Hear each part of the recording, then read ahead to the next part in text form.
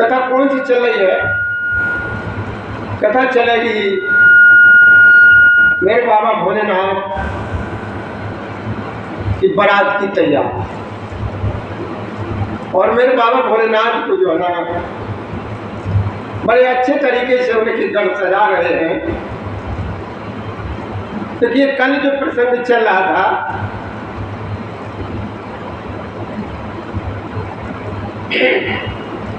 कि भोलेनाथ को विवाह के लिए तैयार कर लिया गया, राजी हो गए हैं और चारों तरफ मंगल कलश दसों दिशाओं की तरफ सज रहे हैं। बहुत अच्छा लग रहा है। ब्रह्मा जी ने लगन पत्र का पढ़ करके सब लोगों को सुनाइए। उसे सुन करके सब मुनि और देवताओं का सारा समाज बहुत प्रसन्न हो गया। आकाश से फूलों की वर्षा होने लगी, बैंड बाजे बजने लगे हैं और आज दसों दिशाओं में मंगल कलश जो ना सजा दिए। कल ये प्रसंग चल रहा है। अब जो है ना आज कथा श्रवण करेंगे वो है बाबा भोलेनाथ को तैयार किया जा रहा है। आज मेरे बाबा भोलेनाथ को दूल्हा बनाया जा रहा है। और कौन तैयार कर रहा है? भोलेनाथ के घर कि लगे सवारन सकल सुर वाहन विविध विमान और हो सगुन मंगल सुबह करें अप्सरा। सब देवता जो है ना, जितने भी देवी देवता हैं, सब देवता अपने अपने परिवार वालों के साथ यानी अपनी पत्नियों के साथ बारात में चलने की तैयारी कर रहे हैं। जिसके पास जो भी विमान है, जो भी साधन है, और उसको बड़े अच्छी तरीके से फूलों से सजा रहे हैं विमान को अपने को। और बारात की तैयारी चल रही। सब देवता अपने भांत की वाहन जो है सजा सजा करके एकदम तैयार। अब मेरे बाबा भोलेनाथ का श्रृंगार चल रहा है। क्या चल रहा है? मेरे बाबा भोलेनाथ। तो मेरे बाबा भोलेनाथ के गढ़ जो है ना शिव जी का श्रृंगार कर रहे हैं। यानी जो भी जिस तरीके से दूल्हा सजाया जाता है ना, कोई मोर बांधता है, कोई पीताम्बर लपेटता है, दुपट्टा पकड़ क्या क्या कहते हैं ना, वो सब कुछ तैयारी की जाती है। कोई काजल लगाता है, कोई जूते पहनाता है, कोई कुछ करता है, कोई महावर लगाता है। ये ही तैयारी मेरे बाबा भोलेनाथ की चल रही है। तो शिव जी के गढ़ मेरे बाबा भोलेनाथ का श्रृंगार करने लगे हैं। अब देखिए श्रृंगार करने लगे हैं और श्रृंगार में क्या क्या किया जा रहा है और किससे किससे किया जा रहा है, कैसे कैसे किया जा रहा है। तो देखिए जो मुकुट है हमारे और आपके यहाँ मुकुट की पूजा जो है प्रथा, आजकल जो बाजार से ही पगड़ी आती है यानी रेडीमेड पगड़ी उसी को मंगाते हैं। पहले तो ये हमारे तुम्हारे खजूर का ये आता था जिसे बोलते थे मोर। तो आज मेरे बाबा भोलेनाथ का मुकुट काय से बना जा रहा है? वो जो मेरे बाबा भोलेनाथ की जो जटाएं हैं, जटा मुकुट आई मोर सवार। आय कहते हैं सर्प को, आय कहते हैं सर्प। और जो कानों में कुंडल वगैरह जो होते हैं वो ही सर्पों के ही है। मेरे भोलेनाथ के गढ़ शिव जी का श्रृंगार कर रहे हैं और भोलेनाथ की जटाओं का मुकुट बनाया जा रहा है। और उस मुकुट पर जो है ना सांपों का मोर सजाया गया। और भोलेनाथ ने सांपों के ही अपने कानों में कुंडल पहने हैं। जो हाथों में कंकण वगैरह जो होते हैं ना, जो हमारे तुम्हारे जो बांधे जाते हैं, क्या बांध देते हैं, वो मेरे बाबा भोलेनाथ ने जो कंकड़ पहले वो काय के हैं, वो भी सर्प ही लपेटे। और कोई साधारण सर्प नहीं है, एक से एक भयंकर सर्प है।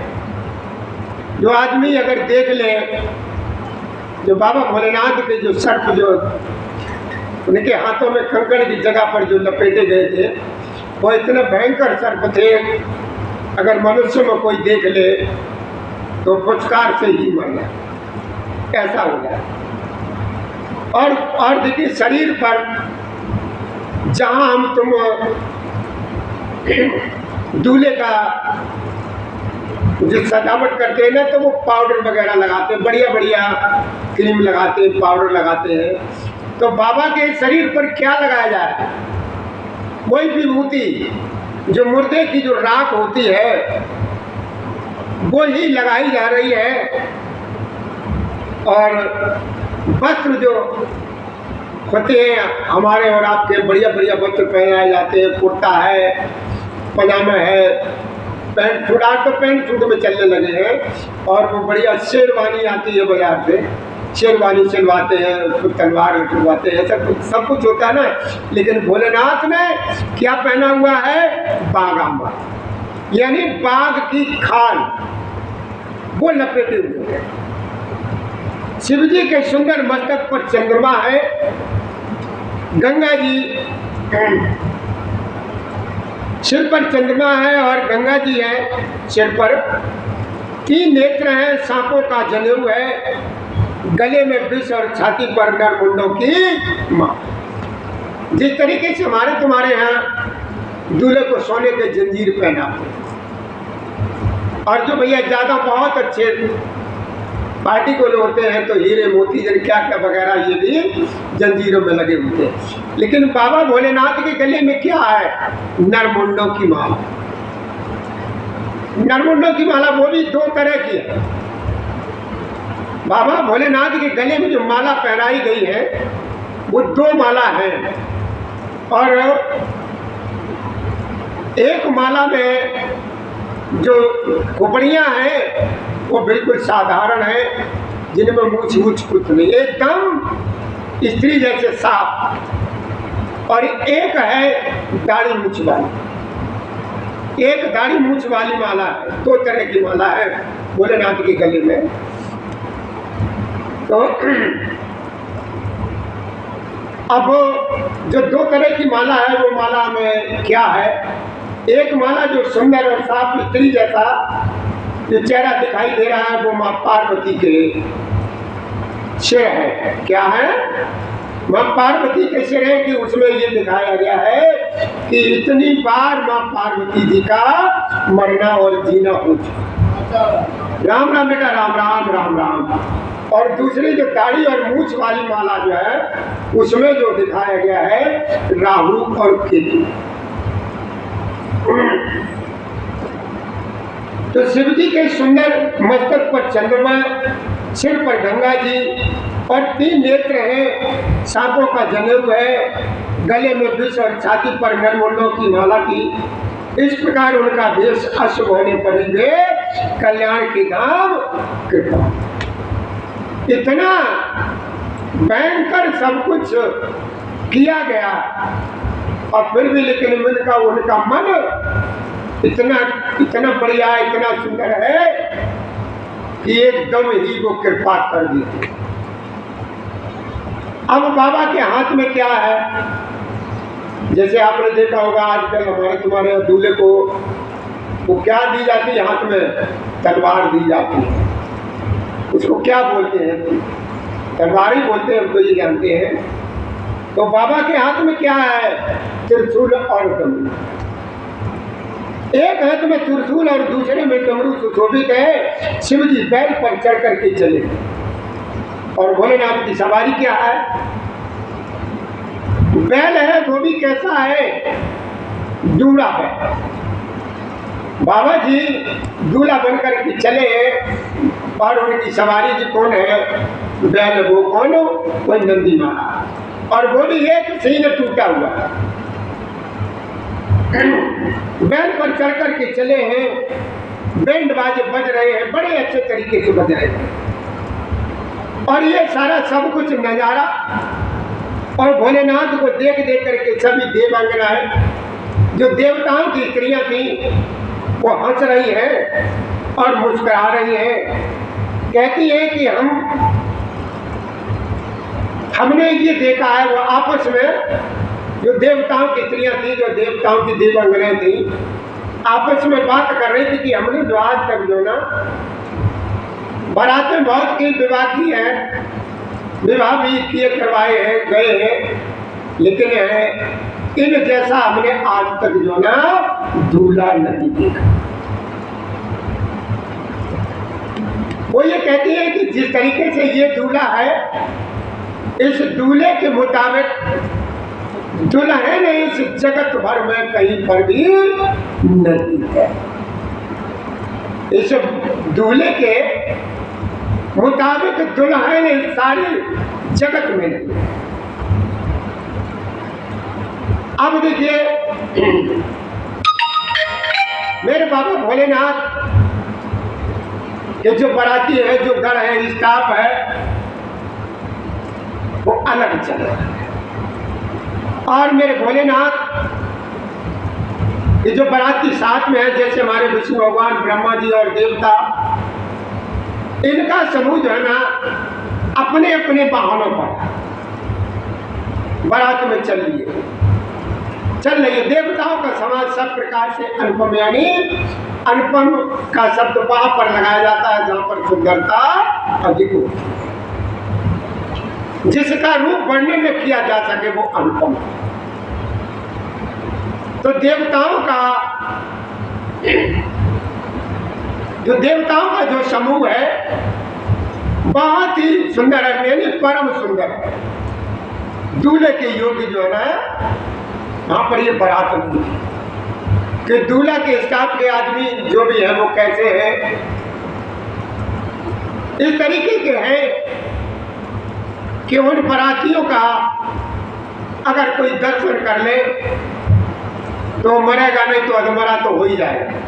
अगर कोई बच्चा उन बारातियों में के एक भी बाराती का कोई दर्शन कर ले तो बच्चा बेहोश तो हो ही जाएगा। कम से कम 6 महीने उस बच्चे को बुखार आएगा। विष्णु कहा यश बेहस तब बोले सकल विषराज, और बिलग बिलग हो चलो सब निज निज सहे। तो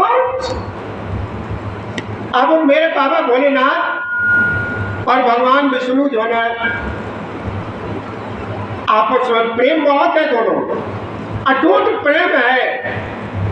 लेकिन भगवान विष्णु ने क्या कहा, अपने सब देवताओं से कहा कि भैया देखो ऐसा है, सब लोग अलग अलग चलो। जितने भी देवताओं के बहाने, जितने भी देवता है और देवांगना है, अलग चलो, और भोलेनाथ के सब अलग। और बड़े मुस्कुरा करके कहा, अरे भोलेनाथ सब देख रहे हैं। विष्णु भगवान ने सब वालों को बुला करके हंस करके कहा कि सब लोग अपने अपने दल समेत अलग अलग होकर के चलो।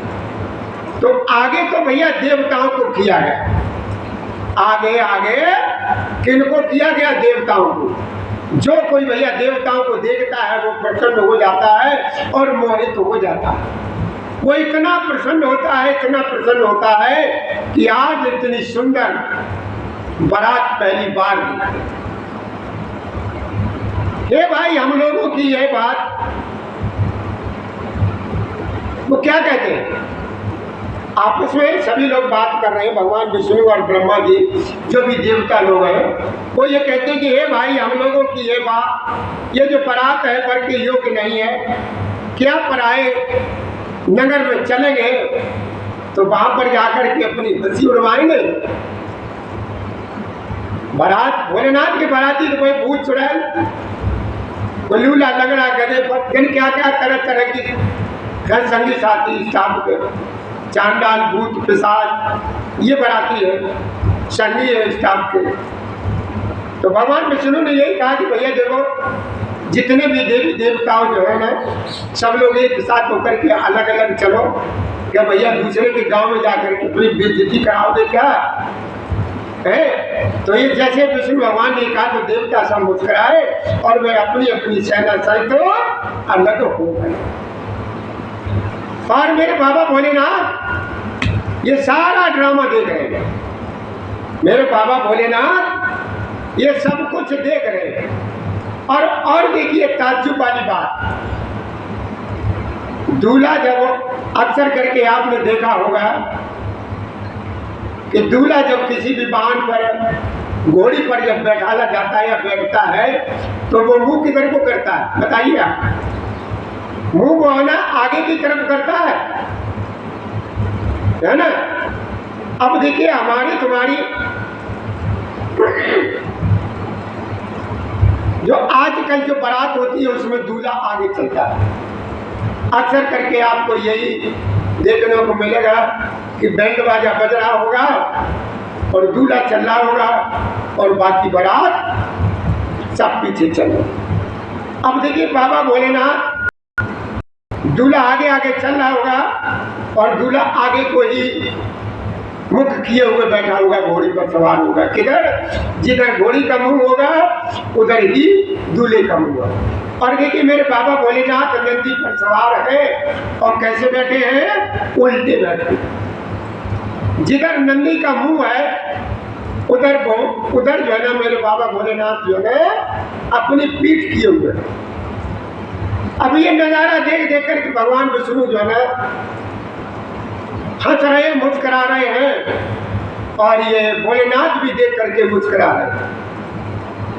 मन ही मन महेश मुस्काई, हर के व्यंग बचन ने जाई, अति प्रिय बचन सुरत प्रिय तेरे और भृंगी प्रेम सकल गण।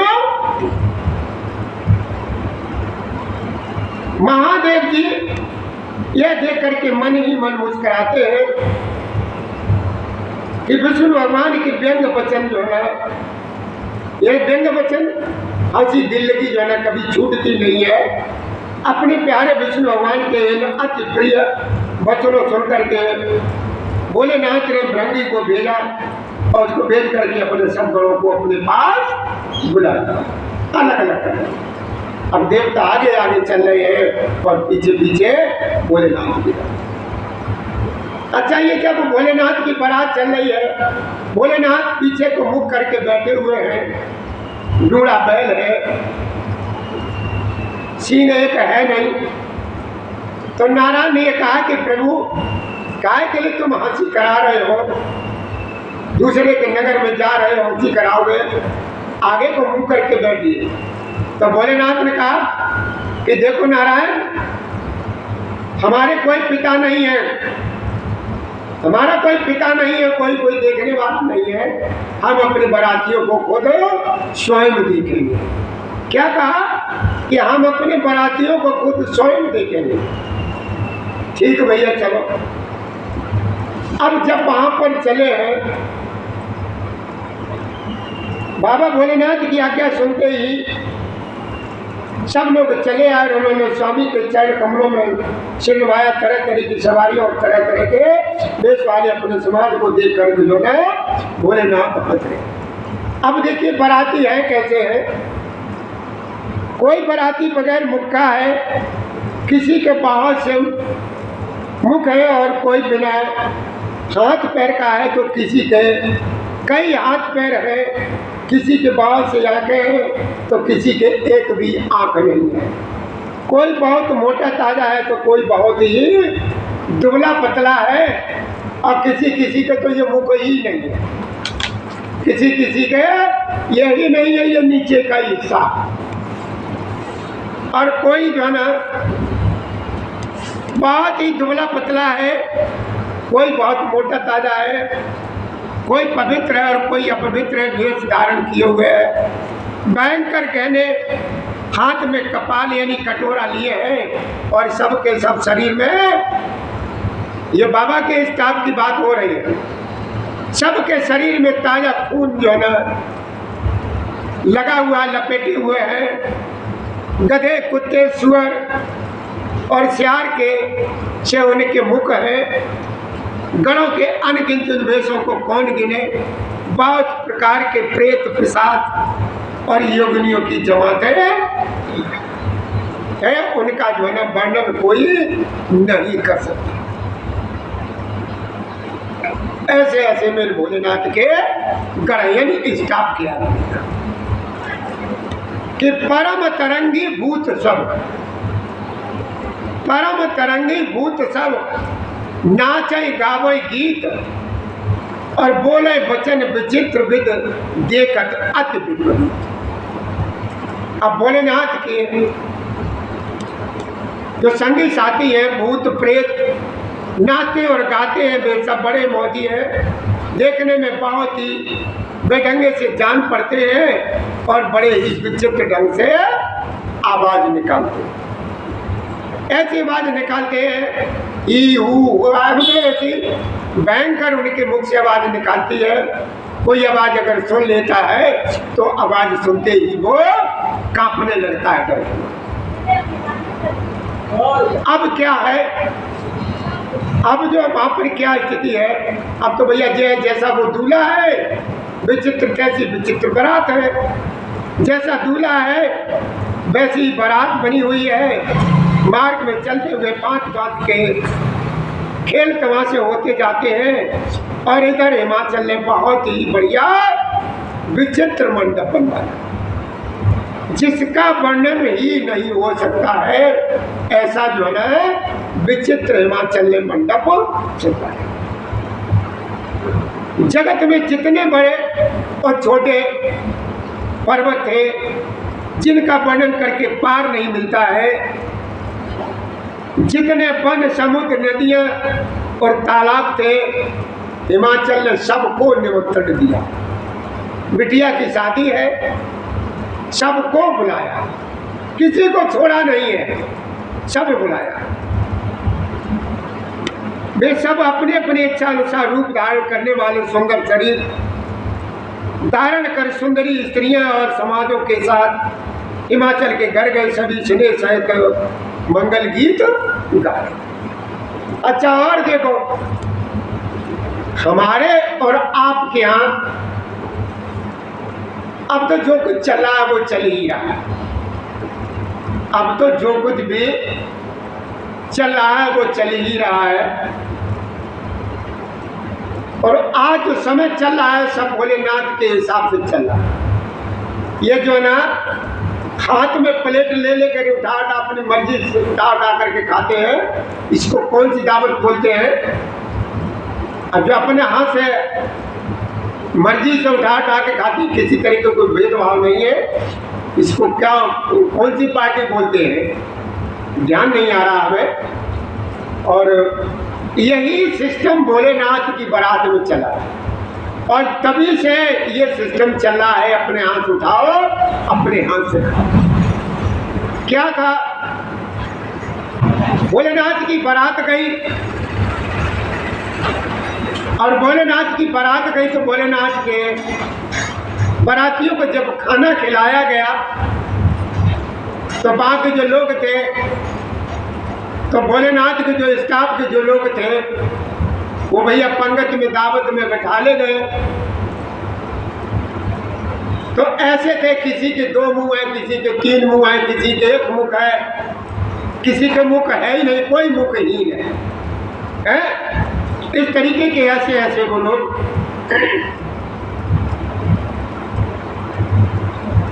इस तरीके के ऐसे लोग थे। तो दावतों में उनके सामने जब पत्तलें रखी गई तो पत्तल रखने वाले जब परोस रहे तो उन्होंने देखा कि ये समझ में नहीं आता है, इसका 1 मुंह इधर 1 मुंह उधर है, एक इधर उधर, बताओ हम कितनी जगह ये पत्तलें रखे, इधर रखे उधर रखे, ये किधर खाएगा यही नहीं समझ में आता है।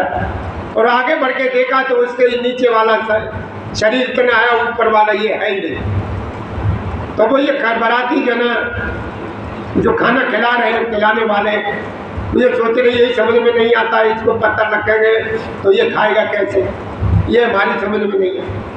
तो चलो जो भी हुआ जैसे भी हुआ खाना चलने लगा। अब एक जगह जब पहुंचे हैं तो कुछ लोग तो ऐसे थे जिनके ये था नीचे वाला ऊपर वाला है ही नहीं, तो परोसने वाले ये नहीं समझ पा रहे हैं किसके परोसे तो परोसे कहा। तो जब परोसने वाला था जो वहाँ नारद जी के पास पहुंचा, नारद जी से पूछा कि भैया मुनि महाराज ये बताने की कृपा करें, ये बाराती एक जो बैठा हुआ है ये सज्जन है, इनके मुख तो है ही नहीं, बताओ क्या करें। तो नारद जी ने भोलेनाथ के ही पास भेज दिया उसको जब भोलेनाथ से पूछा गया तो भोलेनाथ ने ये कह दिया कि भैया ऐसा करो कि जिसके मुख नहीं है बाल्टी लो, उसको उसी में डाल दो। रसगुल्ला ले जाओ, उसको उसी में डाल दो। रायता ले जाओ, वो उसी में डाल दो। सब्जी ले जाओ, उसी में डाल दो। खाना ले जाओ, उसी में डाल दो। कुछ समझ में नहीं आ रहा। फिर गए कुछ लोग वहाँ पर, मेरी समझ में नहीं आता है किधर परोसे किधर क्या करे, मेरी समझ में कोई मुँह उधर है, कोई है ही नहीं। किसी के 4 मुँह है, किसी के हाथ एक बिल्कुल है ही नहीं, किसी के जन कितने डबल है। तो आखिर में भोलेनाथ ने यही कह दिया कि जो भी सामान आपके पास है यहाँ पर लाके तख्त पर रख दो और सब लोगों से कह दो अपनी अपनी मर्जी से उठाओ और अपनी मर्जी से खाओ। तो ये सिस्टम स्टैंडिंग वाला भैया मेरे भोलेनाथ की बारात से ही चालू हुआ। इसको क्या कहते हैं हमारी तो अभी ध्यान में नहीं आ रहा है कि जो अपनी मर्जी से खाते अपनी मर्जी से उठाते हैं, पता नहीं क्या कहते हैं। और ये भोलेनाथ से चालू हुआ है, अपनी मर्जी से उठाओ खाओ। और जो पत्तल पर बिठाल करके भोजन कराया जाता है ये मेरे प्रभु श्री राम जी से हुआ। किनसे हुआ है? मेरे राम जी से। तो भैया हमें देखिए, आप हमें 2 मिनट की इजाजत दें, उसके बाद हम कथा को श्रवण करें। और देखिए वहाँ पर जो है ना, नगर की शोभा का कोई वर्णन नहीं कर सकता। क्यों नहीं कर सकता है? बड़े अच्छे तरीके से सजाया गया है वहाँ पर। और क्यों नहीं कर सकता है? क्योंकि माँ जगदम्बा स्वयं वहाँ पर अवतरित है। जगदम्बा जय अवतरी सोपुर वर्णित जाए और रिद्धि सिद्ध संपत्ति सुख नित्य नूतन अधिकार।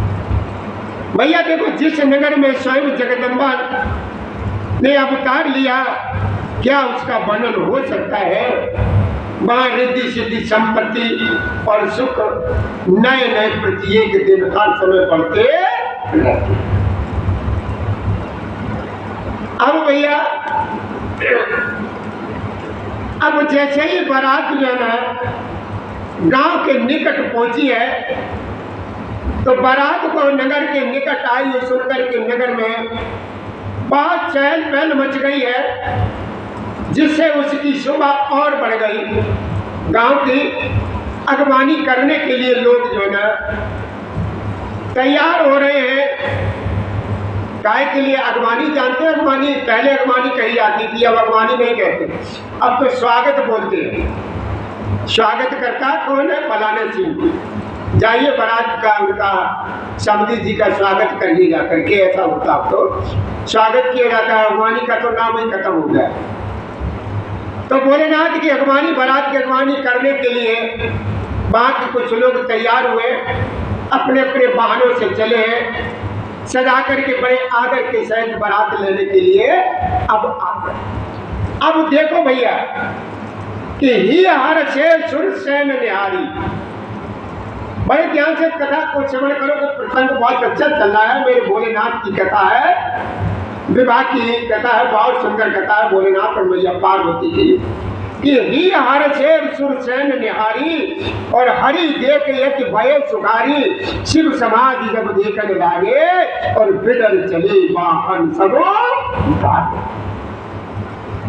अब देखो भैया, सबसे आगे कौन था?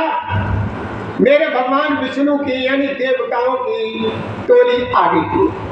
जब भगवान विष्णु के स्टाफ के देवी देवताओं को जब लोगों ने देखा है तो भैया सभी लोग बहुत प्रसन्न हुए। इतने प्रसन्न हुए, कितने प्रसन्न हुए, उनकी प्रसन्नता का कोई ठिकाना नहीं है।